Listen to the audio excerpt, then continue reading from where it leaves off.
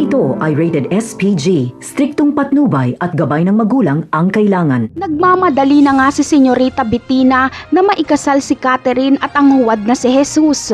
Kaya kinuha niya ang cellphone ni Catherine at siya mismo ang nag-text kay David na namimiss niya na ito. Ikinatuwa ni David noong ma-receive ang text dahil iniisip niyang miss na nga siya ni Catherine. Ang hindi niya alam ay si Senyora Bettina ang kanyang ka-text. Nakita pa nga ni Camille na may ka-text na ibang babae si David pero nagalit lang si David. Ayon sa kanya ay wag daw siyang pakikialaman ni Camille dahil hindi sila kasal at hindi niya ito asawa. Tinawag niya pang disgrasyada si Camille. Malinaw na kay Camille na ang kanyang ipinagbubuntis na lang ang habol ni David at wala itong pakialam sa kanya.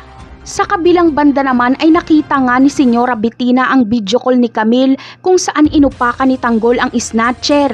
Galit na galit si Bettina kay Tinding dahil ginamit daw nito si Catherine para makapag-day off.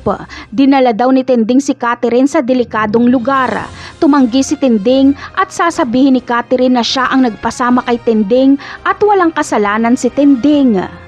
Ngunit si Tinding pa rin ang pag-iinita ni Bettina at para mawala ang init ng ulo ni Senyora Bettina ay papayag na lang si Catherine sa gusto ng kanyang lola. Sa gaganaping salo-salo ng dalawang pamilya na Caballero at Montenegro ay papayag na si Catherine na planuhin ang kasal nila ni David.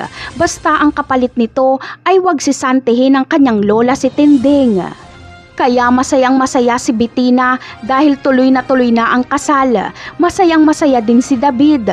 Ngunit bago ang kasal ay ipapakita muna ni Catherine kay Tinding ang lalaking pakakasalan niya. Dito ay magugulat si Tinding dahil kilala niya ang lalaking ito dahil apo niya ito.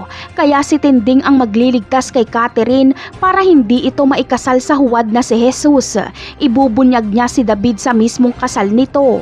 Napakarami pa nating dapat abangan sa mga susunod na episode. Paalam!